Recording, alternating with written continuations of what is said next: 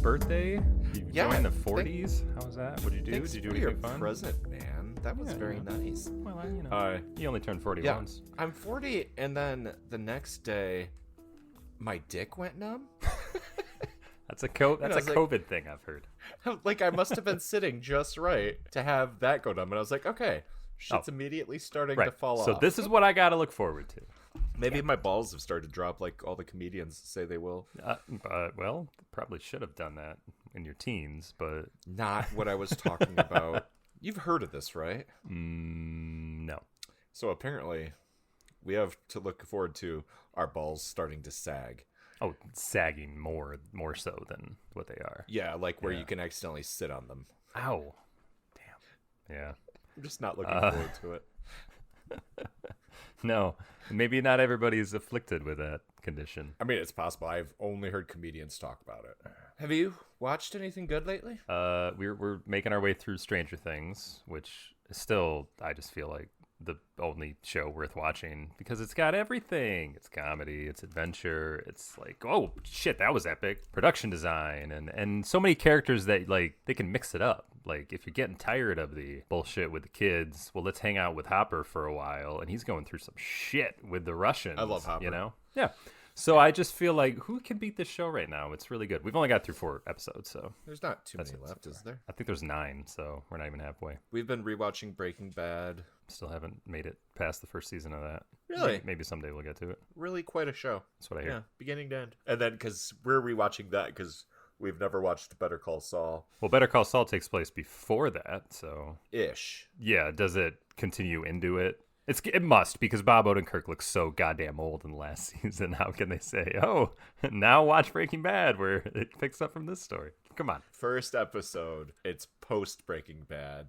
I see. And you're getting him thinking back. My dad is a fanatic about it, so I could ask him. He would have all the info on it. There's arguments that it's better than Breaking right Bad, and that seems crazy to me, but we'll see. I think it's funny that like this Vince Gilligan guy, he can just come up with ideas and then make them work, and he just seems to always be firing on all cylinders. I don't know how he does it. Does he do anything else? I don't think so. I think he said he's kind of done with that world now, and he wants to do something else, and I'm just like, well, welcome to obscurity.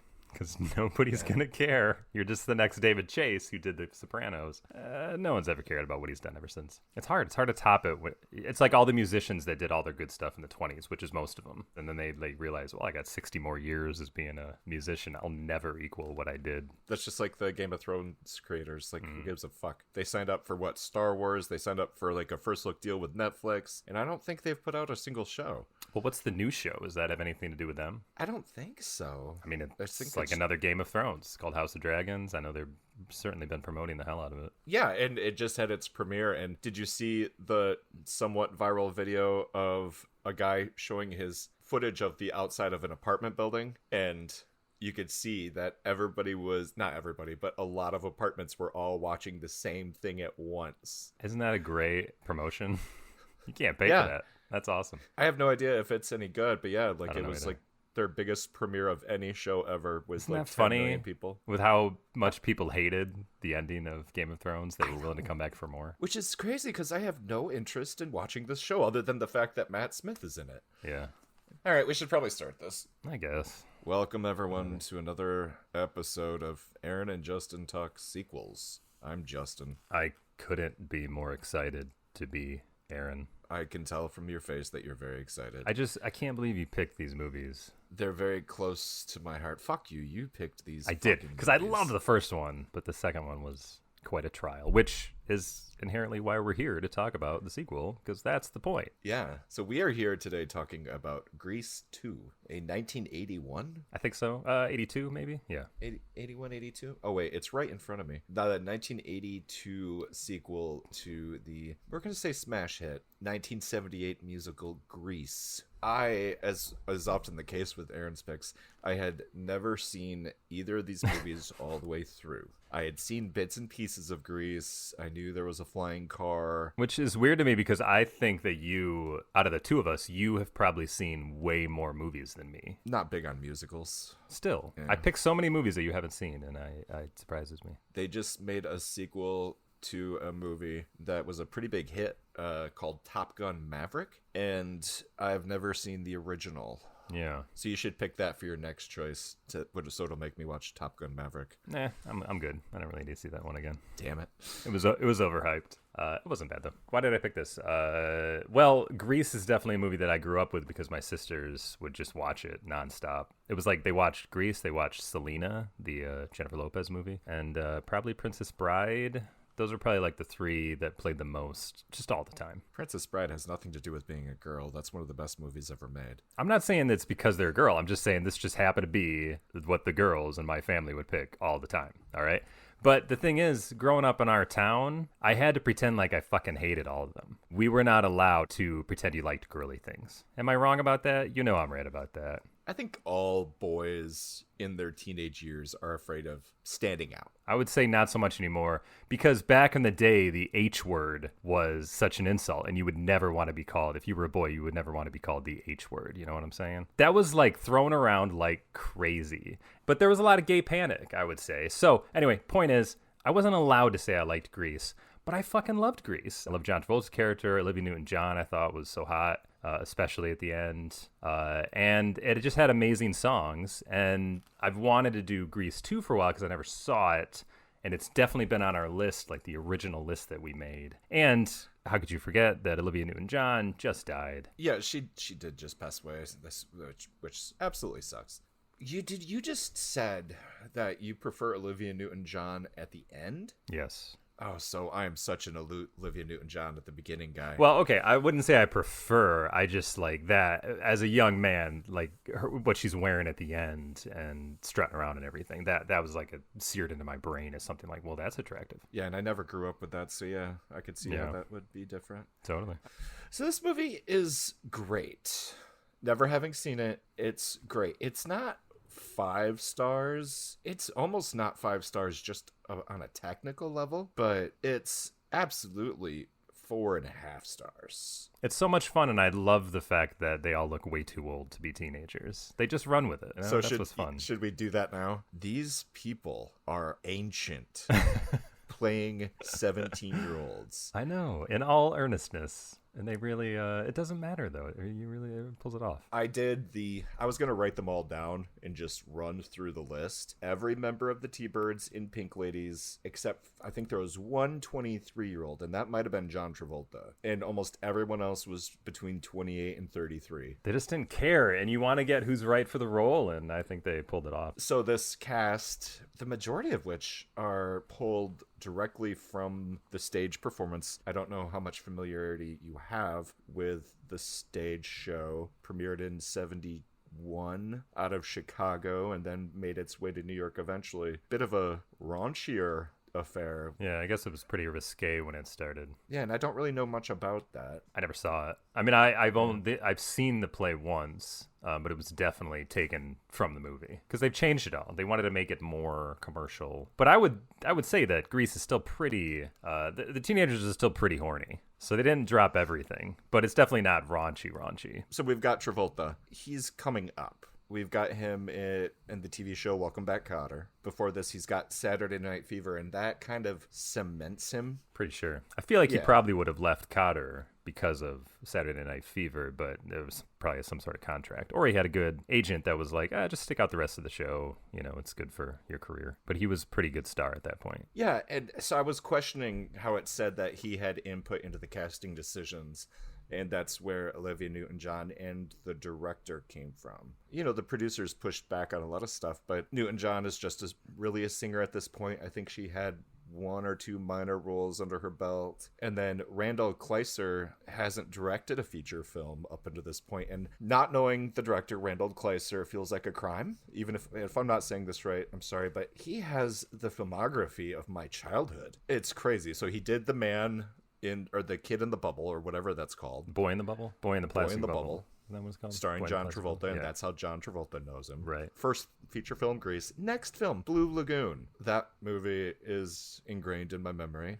Summer Lovers, which I've never seen. Grand View, which I've never seen. And then we have, if you're born in the 80s, you just know this movie, Flight of the Navigator. Yeah, right. It's funny. such a great movie. And then from there, he goes and does the Pee-wee sequel, Big Top Pee-wee. It's all right of a film. It's not nearly as good as Pee-wee's Big Adventure, but it's a pretty good film. Obviously, nothing's going to be better than the first Pee-wee. I know, that's such a good film. He did White Fang. He did Honey, I Blew Up the Kid. Is that any good? I just thought it looked Yeah, it's stupid. good. I didn't like the way the kid looked. I thought that kid was like this idiot-looking kid. I'm like, I'm not watching that crap. But he has a solid 10 years of childhood favorites if you grew up in the 80s.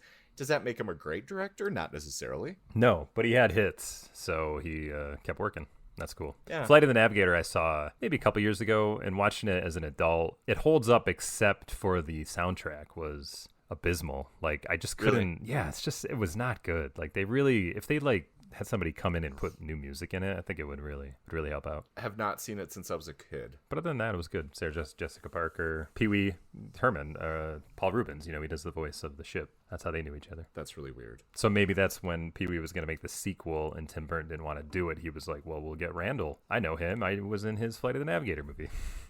So he tried to get Tim Burton, and it didn't work. So he had to be like, "I'll get Randall." I can't do it. Right. Shit.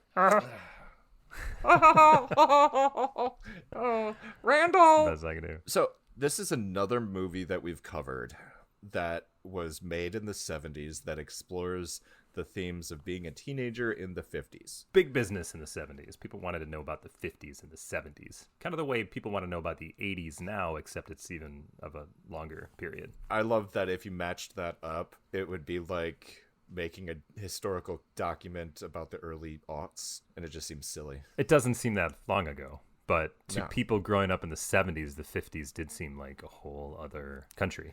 Where I do think that people growing up now feel like the 90s probably feel like a whole other country, but I couldn't tell you too much difference between now and early part of the millennium. I think there's a lot of romanticizing of the 50s. Sure. I mean, people will say that America was at its most perfect in the 50s, even though that's obviously never actually true. Yeah. But it was a time of economic stability. It was the assassination of President Kennedy and then the Vietnam War. Everything went to shit after that, and we've never recovered because it showed how infallible we were, or fallible. Infallible? The Fallible. closest thing to recovery was the 90s, which is funny to me. And that was all fucked up by 9/11.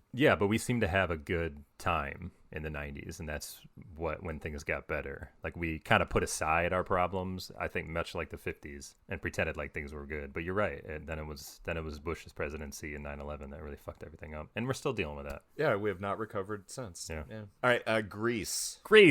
This movie is great because there's so much room for breaking those themes down. Back then, you had the jocks and the nerds. Or not back then. Today, school dynamics are more of the athletes and the not-athletes. And you've got, like, the goth kids. Instead of, like, the nerds and the goth kids that we grew up with in the 90s, it would have been the athletes and then the gangsters. And that is inherently more fun. I think this is also why people enjoy the 50s, because it's like you could just be a badass and that was cool, or you could be an athlete and that was cool, or you could be the pretty girl and that was cool. And so, Grease, if you think about it, is just another word for rebellion. It's another way for the teenagers to express themselves. And this movie is all about people learning to be themselves and not worry so much about what society thinks of them. Well, they always say the 1950s was the birth of the teenager, because it was that generation that was born directly after World War II, when America was at its best, at its most superpower, and they were living off the goodwill of everything. So it's like teenagers didn't have anything to worry about in the late 50s. That's the point of why we romanticize that age so much. Now, of course, there was racial strife and there was all kinds of problems rearing its head. The Korean War was still going on at that point, which was bad, but we just don't think of it as bad as Vietnam. So they could just be whoever they wanted to be at that point. So if they wanted to be badasses riding their cool motorcycles, they could do that. And they didn't have anything to worry about, at least for a couple of years. I love when movies do this, where this is a long story told out over the course of a year, however long a school year is. When they're seniors and they're at the top of the food chain. There is a summer romance where John Travolta meets Danny and Sandy. So Danny meets Sandy. They spend the summer at the beach. I always thought it was Australia. Yeah. This is me growing up. I thought that Danny went to Australia, met Sandy there. They had this summer romance. He goes back to California. This is in my head. He goes back to California and just amazingly, she goes to the States and just happens to go to the exact same high school without knowing it that he's at. That's how my young brain worked. And I was like, oh, Greece. Okay, that's what makes sense. I mean, they had to have both been at a third location. It sounds like there was somewhere near where they lived. And she is Australian, and they're not hiding that fact. But she is, for some reason, around that area and was going to leave, but her father decided to stay for work or something like that. She briefly touches on this. Yeah, she's there at school as an exchange student. That's all that I... Yes, which makes it a little more plausible to me. And they had to build that in because she could not pull off an American accent. I mean, she's so sexy with that accent, so you wouldn't want to make her hide that anyways. Yeah, this girl is not on my list. I love that you love her. That's yeah, nice. Well, I mean, it's as far as a summer romance goes, you want that dream girl, right? For Danny, at least, this was this untouchable girl that he spent this amazing summer with. They did it. And they left. Never did and it. She's some worldly chick that he would never see her again. Oh, he did. Yeah, they did before they left. Because she said, I don't want to ruin it. And he's just like, we should do something to remember this moment by. So they had sex. No, they didn't have sex. You're They implying did have that. sex. No. It was not on screen. Look, they dissolved. They dissolved when they kissed and like laid down or some shit and the waves were crashing. That implies sex. The dissolve implies Their sex. final breakup later in the film at the movie theater happens because Danny tries to make a pass at her. Yeah. And they've been dating for a while at this point. No, they had to start from zero because of how angry she was with the way he treated her when they met each other again. See, here's the thing. He took her virginity. That's why it hurt even more when he was playing the cool guy when they finally came face to face again and he just like blew her off. That's why it hurt even more. Wrong. Now, he's been doing everyone in town, especially Cha-Cha or whatever her name is. You know? He totally so it's not was like doing his first everyone in go-around. But that was her first sexual experience. No. That's the way I Audience, see it. I need everyone to rise fine. up You on don't the have to- Twitter to prove Aaron wrong. Right. But So we they start have a the school difference. year. Danny's a T-Bird. He's got his guys. They drive cool cars. Well, they want to drive cool cars. They're working They don't on even it. have cool cars. Yeah, they are pretty... But they will. They're a low-rent gang. They're, at the very best, the second best gang in town behind the Scorpions, White right? That's the other one. Scorpions. Scorpions are the badasses, but they're like also evil, and they want to start crap with their turf all the time. But that's what the Scorpions are there for. But then there's the Pink Ladies, who are inherently the T-Bird's girlfriends. So they're like untouchable if you're not a T-Bird. Now, was that said in the first movie or just in the second? No, but I liked it when I heard it in the second, and I was like, that's how I always thought of them in the first movie. A gang of girls that are reserved for the T-Birds. Right. And it's adorable. So Frenchie in the Pink Ladies takes Sandy under her wing. I guess she sees her like maybe you'll be a Pink Lady yourself someday, so that's why she pulls her in. Yeah. Stockard Channing leads the Pink Ladies as Rizzo. And she does not care for Sandy and her goody two-shoeness. And she is often going out of her way to screw with Sandy. The biggest early example is that she drags Sandy to where Danny is so that they're reintroduced, and this is the moment initially where Danny doesn't know how to act because he was himself over the summer, but he puts up this facade of guyness that we all know too well. And she knows it. Rizzo knows that he's gonna treat her poorly, so it's like it's like a sick joke on her part. Yeah, she's very bitter. bitter because apparently they had something in the past, but I don't see it that way anymore. Like, because he kind of goes through women and they don't seem to care. Everybody kind of just has a fling, it seems, with each other. So I don't know if she's like harboring a grudge against him, but she's really just like, she's kind of a bully, and she just wants to take Sandy down a peg because she's so cute, all-American girl, or even though she's Australian. A bully is the right word. We move pretty quickly to the pink ladies all having a sleepover at, was it Frenchie's house? I think it was the other girl's house, the one that's all boy crazy and stuff. Jan and Marty is what I've got. Marty. I think it was Marty's house. Where Rizzo, again, makes fun of Sandy while she's in the bathroom. And just then, the T-Birds pull up because Danny wants to see Sandy, and then he chickens out. But Rizzo, at the same time, is running away from her embarrassment and decides to go join the guys. She's unhappy in general. Sandy's set her off. She goes out to hang out with the guys instead of the girls. And it was mentioned earlier, but she is deciding that she's going to be with Kenickie, played by Jeff Conway, I think. Yeah. Cool dude. I really liked him in this, but he didn't really seem to do much after.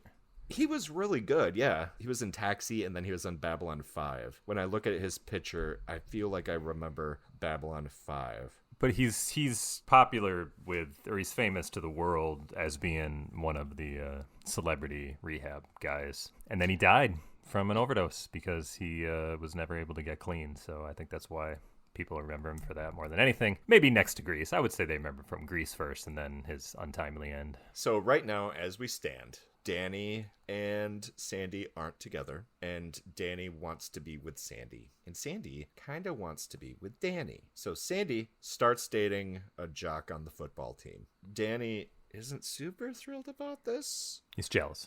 He's very jealous, but she wants somebody that's a jock. What did she say that makes him... But she doesn't really. She doesn't really, but... She's just doing things to make him jealous, and he's falling for it. So he tries to go out for the team as well, to show that he can do whatever anybody else can do. So we have a great little series of Danny trying different sports and him being terrible at all of them. And shout out to the coach. Do you know who that is? Sid Caesar, legend. Did you read into him, or did you already know about him? I know of him, but tell me more. I just knew from Woody Allen mostly, and Mel Brooks. They would always talk about Sid Caesar because he had a show back in the 50s, very popular, Your Show of Shows. And he gave all of these writers a start, like Woody Allen, Carl Reiner, Mel Brooks, what's the other playwright? Neil Simon, all kinds of people. I just always thought that was cool. So that's how I knew about Sid Caesar, and then I just never put it together that was him. He's just some guy that like was so respected for what he did in the 50s, and here he is as just some character actor, but he seemed to be in good spirits and was happy to be the coach, and he's funny in it. He is great in it. And I feel like they did a good job of accurately portraying what a high school athletics coach was like back then. I feel like we borderline had that same kind of mentality in the late 80s. Yeah, he coaches all the sports. He keeps putting Danny into all of these sports. And eventually they settle on track. And this is where we get to the scene. Sandy is hanging out with her football beefcake, and she's watching Danny run track, and then he falls down. Right then, she runs up to him. I love this line. It was just such a simple line. Danny looks at her boyfriend up in the stands, and he's so jealous. And they both look at him. He waves at him. They giggle, and then they run away. Like, she's done using him. She's got her man back. They're back together, and everything is happy. So we're moving through time, and they're having just a night on the town, and they go to the local restaurant that we've seen them at before. All the friends kind of pile on, and Danny is still struggling with balancing his persona with his relationship with Sandy. Right there, something important happens. Kenickie disrespects Rizzo, and they break up. The point is that Rizzo thinks she's pregnant with Kenickie's kid. Frenchie is another pink lady. She wants to go to beauty school, so she drops out of school, but then ends up failing at chemistry in beauty school. I thought she went back to high school, as the song goes. But in the sequel, they make it seem like she came back 2 years from then in order to get her to complete her GED. No, we'll talk about that because that's just the movie being bad. Okay. The big thing is that like an American Bandstand kind of show is going to come to Rydell High, their high school, to do their dance show competition with all the students. So everybody's excited about that because everybody watches that show. Vince Fontaine, I think is his name, maybe, the guy who was the host of it. He's going to be there live, and it's a live show, so they all have to dance. So that's like one thing that everybody's looking forward to. But it's funny how if you take Kenickie and Rizzo out of this story, we simply have John Travolta and Olivia Newton-John being in love and living happily ever after. Yeah, Rizzo and Kenickie kind of bring in the real life. We're about to graduate. Real life is going to slap us upside the head. And Frenchie is doing her beauty school thing, but that's really just for comedic effect. Kenickie gets a beat-up car that they spend the entire movie fixing up. Rizzo and Kenickie break up, so Rizzo starts banging the leader of the other gang, the dreaded Scorpions. And Kenickie, in revenge, starts banging that guy's girlfriend. And she used to date Danny. Because Danny's been around. Yeah, with everybody. But when Kenickie and Rizzo bring those two as dates to American Bandstand, or whatever the hell it is. Yeah, whatever it was called. That's when we run into trouble. Because they're the best dancers, and they, of course, come together to win the thing, and Sandy's pissed. No. Yeah. What? No. Isn't that what happens? See, that's why this is all Danny's fault. It's straight up Danny's fault. At the end of the competition, because it's a dance competition, and Danny and Sandy are winning, Dody comes in and pulls Sandy away and starts dancing with her, and then Danny starts dancing with Cha-Cha, and then for whatever reason, that was the last song. Danny and Cha-Cha were the technical winners, even though Danny should have been like, whoa, no, like, it's Sandy. Where's Sandy? He doesn't even look for her. And we have that guy, the American Bandstand guy, Vince Fontaine. Hitting on a 16-year-old. Yep, the whole time. I tell you, everybody's horny in this movie. That's why I think kids also love watching this movie. It's because everybody's so horny in it. It really speaks to your hormones at that age. It's true. It's all unspoken. I hope kids listen to podcasts. Kids, listen to this horny podcast. There's an amazing shot when the dance ends and everybody comes to. Do you remember this? Everybody comes together in this big wide shot, and they all strike a pose. And then Vince Fontaine does a backflip into it, and someone throws him the mic from off camera, and he fucking catches it. And you could see on his face how amazed he was that he actually pulled it off. But they don't break character. But you could see it in that moment. It was the most amazing shot. So I really enjoyed that. It was really good. Afterwards, they all are going to the movies. We don't know if this is a week later or a day later, what. Danny tries to hook up with Sandy. She's like, absolutely not. How dare you? It is so insulted. She breaks up with him, which is not how I think two people that have been previously intimate would act, but... Sure, that's how love is, man. Makes you do crazy things. They're broken up again. We start getting focused on Kenickie hating the rival gang, and he wants to race them with his brand new finished car. And they go and but he gets hit in the head. Well, no, Kenickie races and then he flips the car and dies. It's terrible. Kenickie gets hit in the head. It's really not that bad, but it's an excuse for John Travolta to drive for him. So Danny jumps in the car. Danny races. Yes. Crater face, which isn't very nice to call this guy. He's got a little pockmark face, I guess. But, he's a badass. He's a scorpion. And he wins. And everybody's happy. And I think that's the moment that Sandy's just like, I want to do something nice for Danny. We're meant to be together. This is how it's got to be. I need to change for him, which may not be the message they were trying to get across in the movie, but that's how I always took it. Like, if you want to be with who you want to be with, you gotta change. You gotta be cool in order to be with Danny. There's a little more depth there, but we'll get there. Maybe there's a little more depth. What's the depth? Tell me. We're there right now. So the movie ends with them being at the fair. Graduation. It's the last day of school fair, something like that. Yeah, something like that. Graduation. Yeah. Who cares? Frenchie has made over Sandy to be a more traditional T-bird lady. Mm-hmm. Like, she's all decked out in leather. Her hair is all up and she's whatever. Badass. She looks like a badass. But at the same time, we have Danny walking in wearing his Letterman's jacket. Because he wanted to change for her. Because he was changing for her, and Sandy is trying to change for him. And they look at each other and they sing a song. It's good. And they get back together, and then they get into a car, and then they drive into the sky, and the movie ends.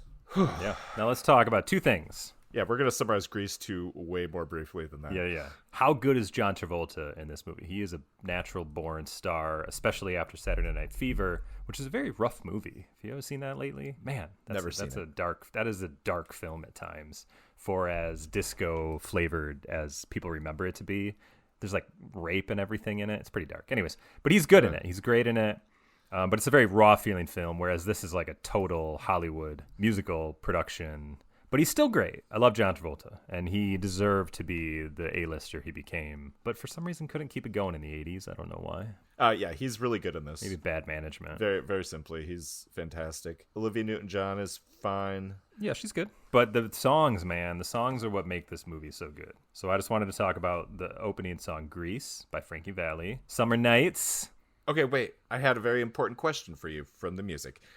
How much of it was original and how much of it was not original? From what I read, most of it was original, aside from You're the One That I Want, the very end song, which is amazing to me that wasn't in the play originally. Where did that come from? They wrote it for the movie. Oh, okay, that's fine. Yeah, what do you mean original, not original? You know, an Elvis song in there. Oh, I don't think there's too much, really. That's good. I think I don't know. I think most of it was written for the play. But every once in a while, just to capitalize on teens being teens, they would throw in. Yeah, you're right. They threw in like Blue Moon and Tears on My Pillow and stuff like that. Anyway, but I think Hopelessly Devoted to You is the best song. Olivia Newton-John nails that one. But then the last song, You're the One That I Want, is also a great song. I mean, it just stays in your head, man. It's an earworm, as they say. Greased totally Lightning is good. What was the one right after You're the One That I Want? Oh, yeah. What's that called? We Go Together. Yeah. With all the nonsense words. Yeah. It reminded me of the band Queen. Okay. With We Will Rock You and We Are the Champions, like right after each other. It felt like that. Right. Like it was like, holy shit, this just keeps going with classics. Like they would always play them together on the radio if they played on the radio. Yeah, you're right.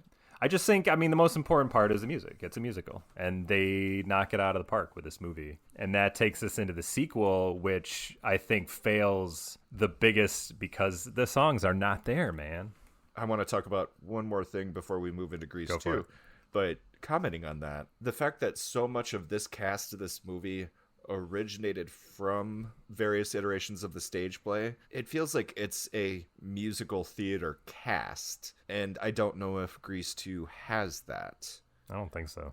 So anyway, that in my mind is a differentiator. I equate it to like a band that's been playing together for years, and then they put out their first album, and it's amazing because they spent time with the songs and they played them to death on the road. They make a hit album, so they have to immediately do a follow-up. So then they have to come up with songs within like a year or two, and it's just they don't live in those songs. That's why the sequel or the sophomore release is often disappointing. So it's kind of like you have at least 5 or 6 years or more of most of these songs being performed and all the kinks worked out, and then you make a movie of it, and of course it's going to be good. Yeah. But then like you got to make a sequel and you got to come up with everything new, and it just has to be good immediately. That's all. No, I completely agree. Quick comment on Sandy's transformation at the end. Her struggle throughout that movie was just like everybody else. It was balancing out who they were versus what people wanted them to be. You know, Rizzo had a song about that too. So She had a moment. Yeah, you're right. And she turns out not to be pregnant, so that's not a problem anymore. And her and Kinnicky get together at the Apparently, end. Yeah, they're all good. With Sandy, it's this apprehension that I'm a good girl and I shouldn't be with somebody who's not a good boy. She starts the movie thinking that she has to date a football player, but it turns into knowing that she can date whoever she wants. She can act however she wants. She just has to be herself, and Danny's going to love her. Yeah, I'll go with that. But she's staying that way. And the same with Danny, like... She's not going back to the goody two shoes. Well, like this new look is the way it's going to stay. that's the argument, was that she was never being herself. She was just acting the way society said she was supposed to act. And when she let go of that, we got to see the real Sandy. The same with John Travolta. He was acting in a way that his guys didn't want him to act, including none of them knew that he lettered in track. Yeah. And so like he's secretly doing these things, and then he decided, but he's actually enjoying them.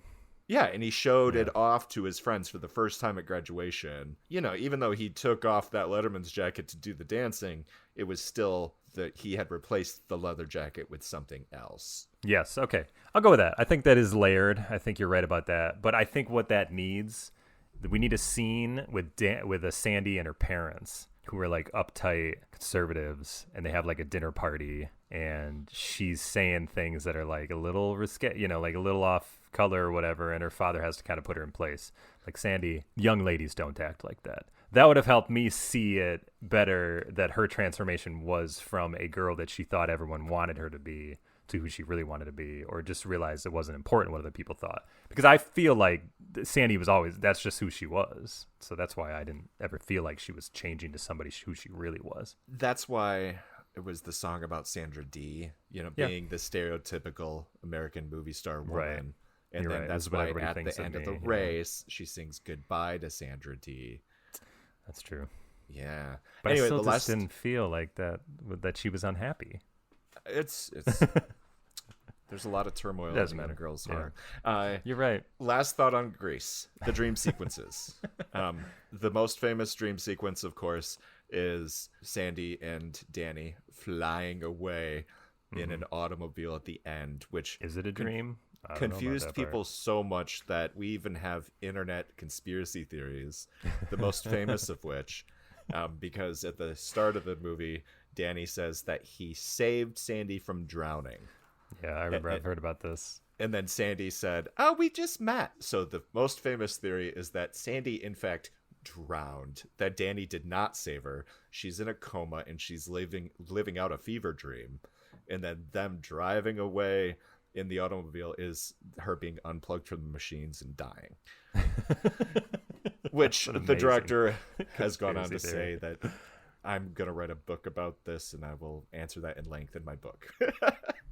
But the biggest piece of that not being true is that we have dream sequences throughout this movie. This movie is about dreams and hope in the future, and these kids daydreaming about what they want out of their lives. There's two big examples outside of the car flying that are just straight dream sequences. Mm-hmm.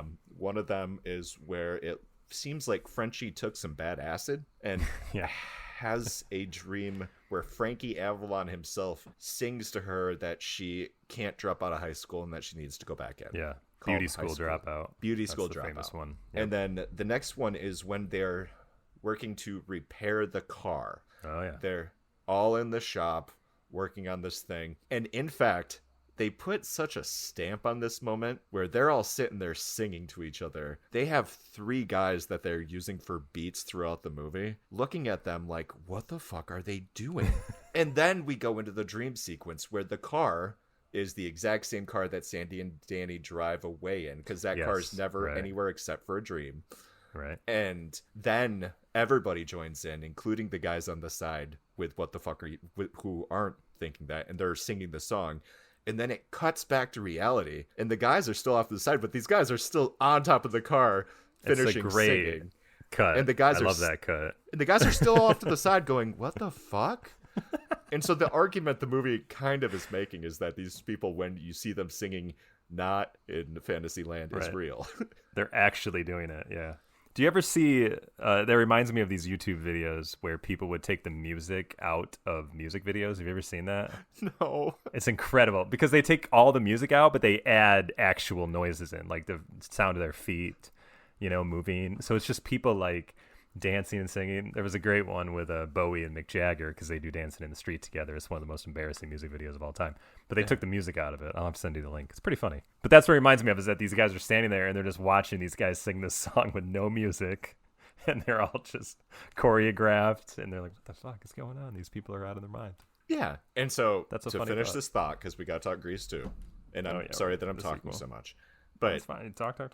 really pins down the ending with them flying away in that car that didn't actually exist.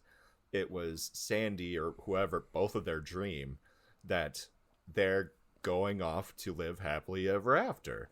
And it wasn't necessarily reality, but it was them again seeing the future and being hopeful, and it was cool. To me, it always, like, as a kid, I just saw it as this is a Hollywood musical, and they just wanted to go out with a bang, so they just come up with something. Like, it didn't even need any explanation, and that's just why they did it. And I kind of feel like that was in their minds, the creators.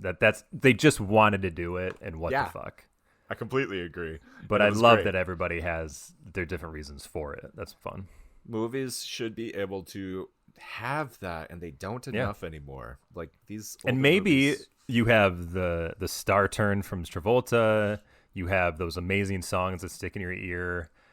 And you have that what the fuck ending. Those are like three things that keep viewers guessing and coming back to a movie all the time and remembering it throughout history. So I feel like that's one of the most important parts, is that it ended with them flying away in a car. That's what has helped keep this movie in the public knowledge ever since. And I was so pleasantly surprised by Grease that watching Grease 2 was okay. But yeah, let's just take turns. Let's name something that made you unhappy about Grease 2, and then I'll name something that made me unhappy about Grease 2.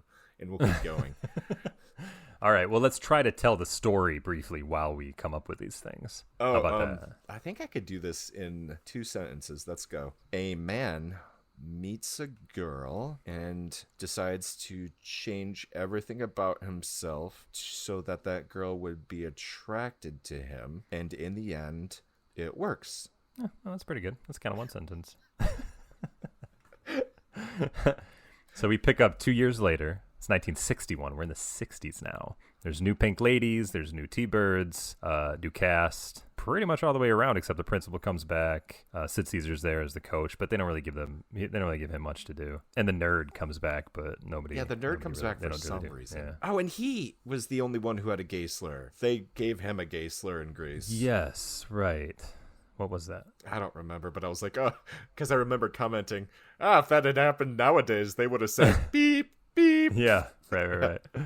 What bothered me right off the top? Oh, the first song was garbage. And I knew I was in for a long watch. It had none of the lyrical quality of the first movie. The songs in the original film had puns to them, right? Like clever lyrics. But this one just they just sung the story, or they just sung what was going on. And it took all the fun out of it. And the backing tracks even just sounded stock music almost. Like there wasn't any creativity behind it. I think we've talked about this before. Like music just doesn't process in my brain the same way that a movie or TV show does.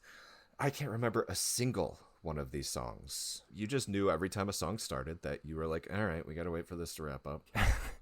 You think of the last song of Grease, the big duet between Travolta and Newton-John. Lyrics like, I got chills, it's electrifying, and she's like, you better shape up because I need a man and my heart is set on you. Like clever writing.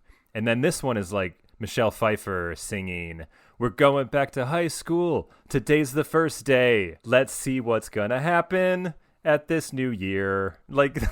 It's just not good, and that's what bothered me immediately off the top. And I mean, we can pinpoint that down pretty darn quick. These songs were written for a movie, and Grease the songs were written for a musical. That is a big difference. They're acting while they're singing those songs, and they're moving the story forward. When the songs are being sung here, everything comes to a screeching halt. The songs in Grease 2 are just filler for a movie that doesn't need the music to tell the story. So they hire Patricia Birch to direct this bad boy. Yeah, by the way, who's the choreographer on Grease? Inspired choice, I thought. Both the play and the film. And so the one thing that we do have in this movie is some decent choreographed movement. Like they went bigger with this movie. They had a bigger budget, and yeah, I think she did an admirable job. And what I read was that she was super excited after, working for 10 years in Hollywood as a choreographer and various other things in movies, to get this opportunity. And then they were like, oh, and by the way, John Travolta, Olivia Newton-John, none of the cast or the songwriters will be a part of this. And then she was like, fuck, Like, she even knew of what a battle she was going to be in for. But I think she made a commitment and she saw it through best she could. And the movie's not all bad. It's just the songs aren't there. And without the songs... See, I didn't even like the story that much. The story was okay because I feel like they did something. They subverted Greece in a way. So what we have is 2 years later, there's new Pink Ladies, new T-Birds. Michelle Pfeiffer is the lead female. She's the lead. She's like the new Rizzo.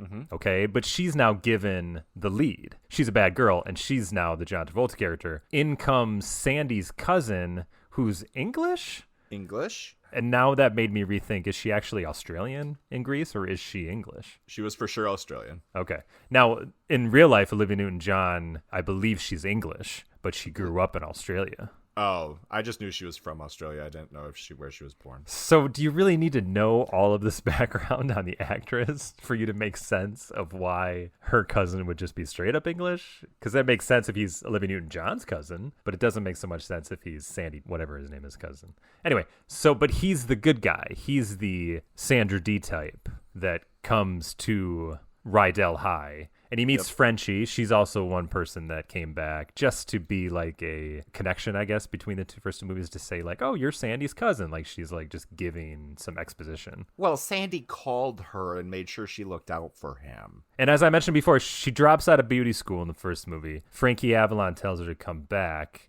I thought she did. But now this movie says that 2 years later, she's coming back to finish her GED. When she's in the chemistry lab, being clearly older than everybody else, I feel like she gave a different reason for why she was there that day. Doesn't make much sense. Anyway, she's back, but again, she's not given much to do either. She's just there to be like, oh, look, it's Frenchie.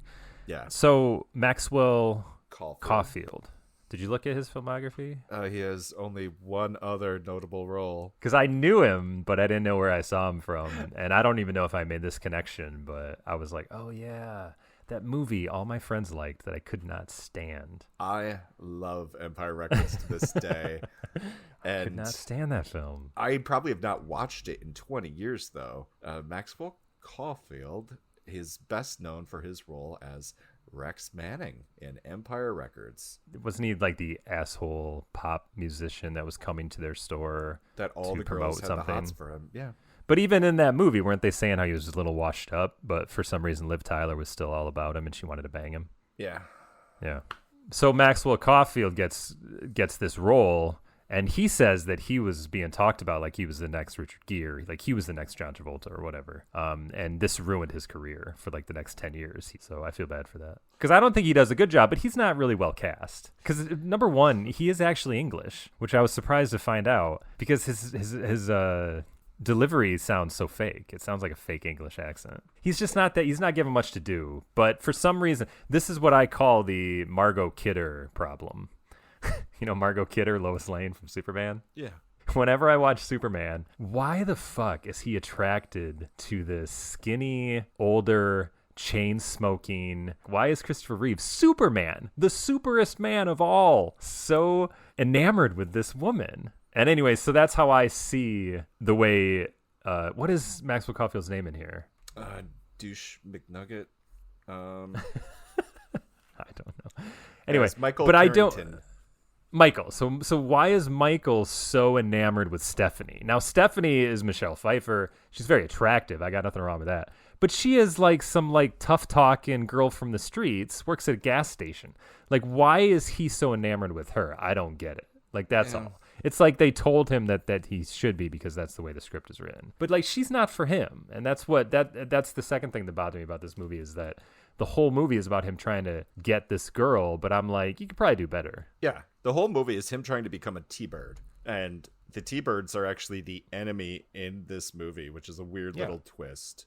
And they're kind of losers. So why do you want to be that way when he's like a good-looking, smart, clearly charming, and funny guy? Like, what are you changing for? Yeah. Yeah, it's this movie just sucks.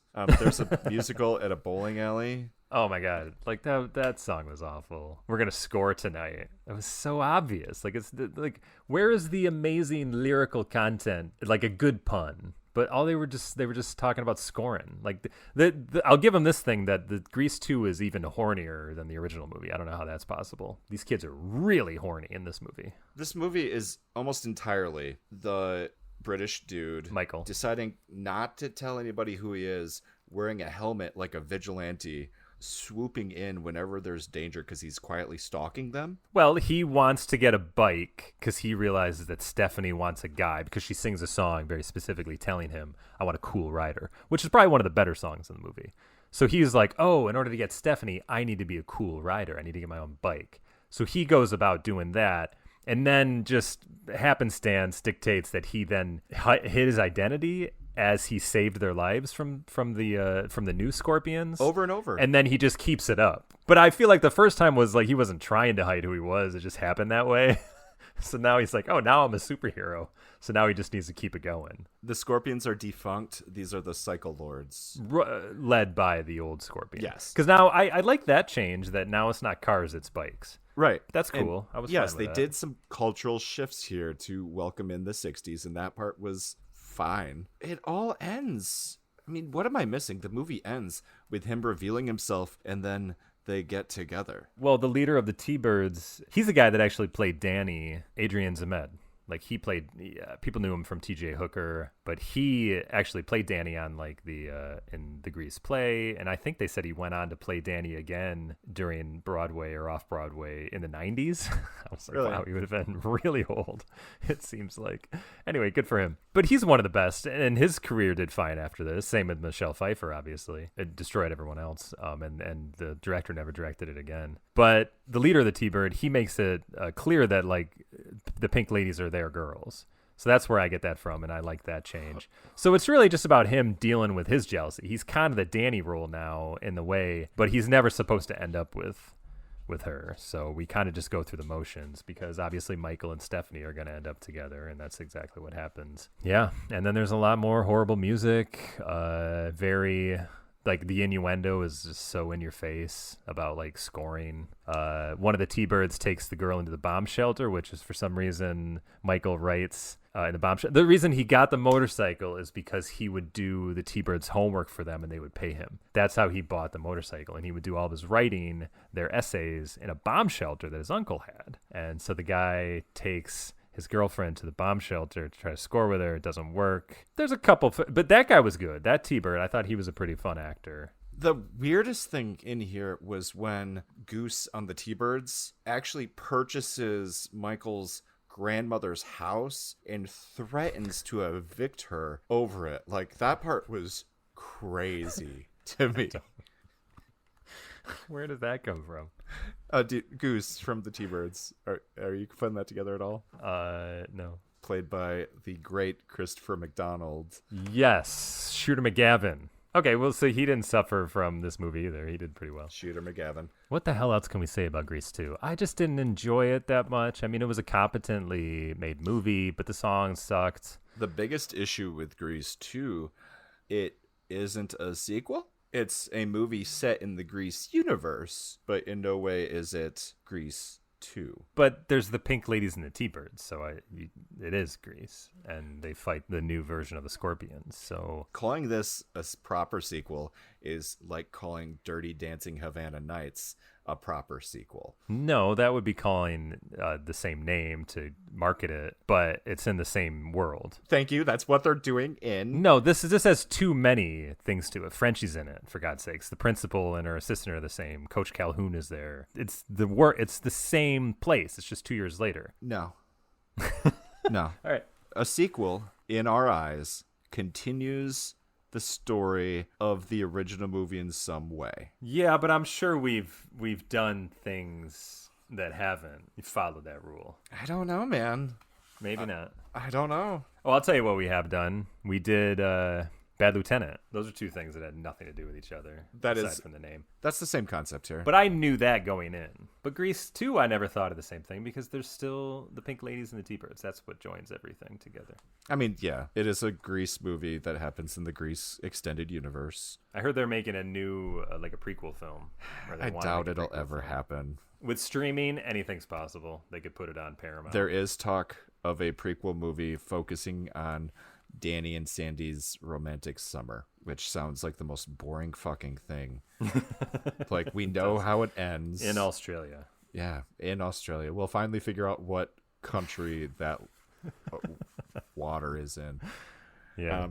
But yeah, Grease 2 did very, very poorly. It made 11 million on a 15 million. Well, it made 15 on an $11 million budget. What was the budget on Grease? I think just a couple million, maybe like 3 million. 6 million. In its initial run, made $140 million. If I did my inflation calculator properly, that would equal out to about 650 million today. Damn. Domestic. I think Travolta's still getting royalties from that too, because it plays all the time. Yeah. But yeah, that was Grease 2. I do not recommend this movie. No, I don't either. Sorry we had to. But I'm glad we got through it. I'm sorry I had to force you to watch it. But... I'm happy that we got through it because Grease was a great movie, and I'm glad that I've gotten the chance. Good. I'm glad you saw it. Yeah. We are signing off. Please rate, review, subscribe, talk about us on social media. Get your grandma to listen to an episode. Goodbye, Olivia Newton-John. Thanks for being part. I met her. I interviewed her with a reporter. It was at the, get this, 28th Street Meijer. She was there shilling her brother-in-law's new wine. Really? I believe straight from Australia, yeah. So she came just to sign autographs and to talk up her brother-in-law's wine. And a reporter and I did a live interview with her. That's awesome. Yeah, isn't that funny? Yeah, that's really nice. funny. No, she's a nice older lady. Anyway, thanks for listening. Bye. Bye.